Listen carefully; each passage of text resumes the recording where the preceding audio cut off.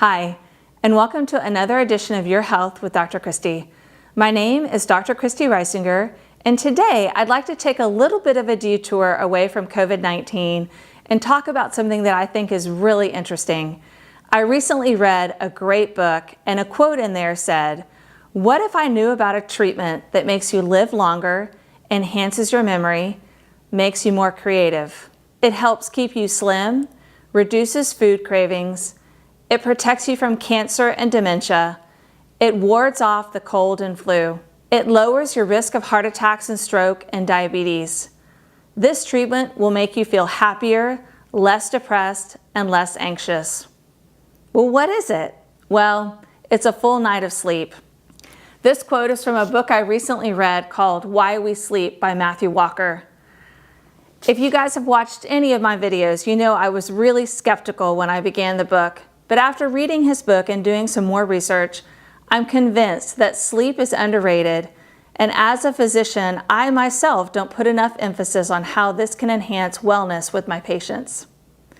So, I'd like to do a 3-part series on sleep based on what I learned from Dr. Walker's book. The first part is a general overview of the benefits of sleep.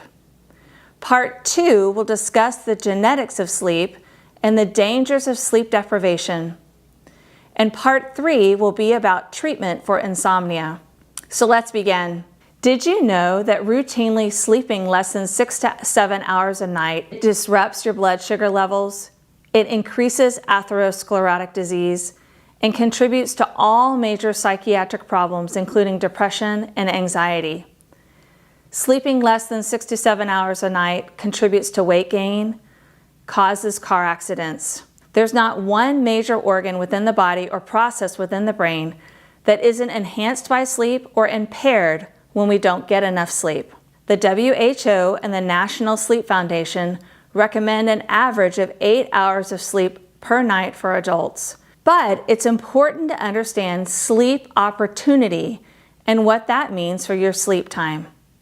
Sleep opportunity is the same as the time spent in bed. So, when you give yourself 5 to 6.5 hours of sleep opportunity, you actually only probably sleep 4.5 to 6 hours. So, the recommendation is 7 to 9 hours of time in bed, giving yourself the opportunity to sleep 6.5 to 8.5 hours a night. Let's go through all the different body systems, and I can summarize some of the benefits of sleep, and then in a future episode, I'll go into some of these more in depth. Okay, let's start with the brain. Sleep enriches our ability to learn, make logical decisions and choices, and recalibrates our emotional brain circuits. Sleep helps our immune system, fighting malignancy and preventing infection. A 2002 study showed that sleep deprivation reduces your response to the flu vaccine when they measured antibody levels after the vaccine was given. Nighttime shift workers also have an increased odds of developing cancers, especially breast, colon, uterine, and prostate cancers, enough so that the WHO has classified nighttime shift work as a, quote, probable carcinogen. Let's move on to the gastrointestinal system. Sleep helps to regulate our appetite and maintains the microbiome in our gut. Next, the circulatory system. A Japanese study of 4,000 male workers that slept less than 6 hours a night were 400 to 500% more likely to suffer heart attacks than those sleeping more than 6 hours, even after controlling for other risk factors like smoking, exercise, and weight. Why is this? Well, we know that sleep helps to control pulse and blood pressure. Next, the metabolic system. We know that the less you sleep, the more you're likely to eat. Sleeping less than 6 hours a night increases your risk of obesity and type 2 diabetes. Why? Well, the hormones leptin and ghrelin that regulate satiety and hunger are not regulated when you don't get enough sleep, so you feel more hungry and less satisfied when you do eat. It's not a good combo. And of course, sleep is not the only contributor to obesity in our nation. We must consider processed foods, the sedentary lifestyle that we lead, and increased serving sizes. But those alone cannot explain the dramatic escalation of obesity. Obesity researchers think that the epidemic of sleep deprivation may also be contributing to the epidemic of obesity. Now let's move on to psychiatry. Did y'all know that there's no major psychiatric condition in which sleep is normal? Sleep disturbance precedes the onset of Alzheimer's disease by several years, and it may be an early warning sign or even a contributor. Sleep disruption and Alzheimer's disease interact in a negative spiral that can accelerate the condition.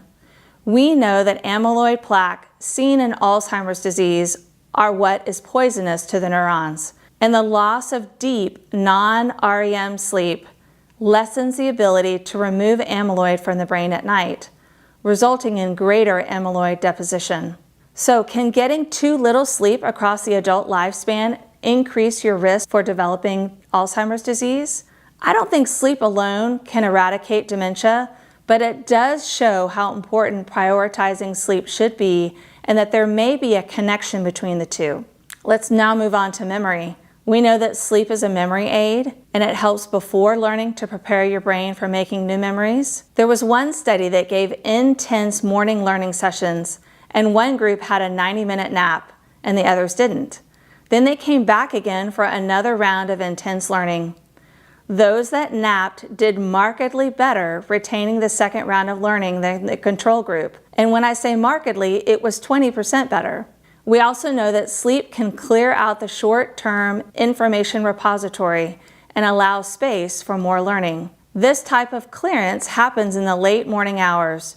So when you sleep 6 hours or less, this repository clearance is cut back. We also know that sleep improves the motor skills of all types of athletes, from the amateur athlete to the elite athlete, and across diverse sports. Chronic lack of sleep across a season can predict a higher risk of injury. And post-performance sleep accelerates physical recovery from inflammation, stimulates muscle repair, and restocks cellular energy. Sleep after learning something can help cement the memories and prevent forgetting. At the end of the day, sleep is such a powerful component for our well-being. Thanks again for joining me, and I look forward to sharing more with you about sleep in part 2 of my series.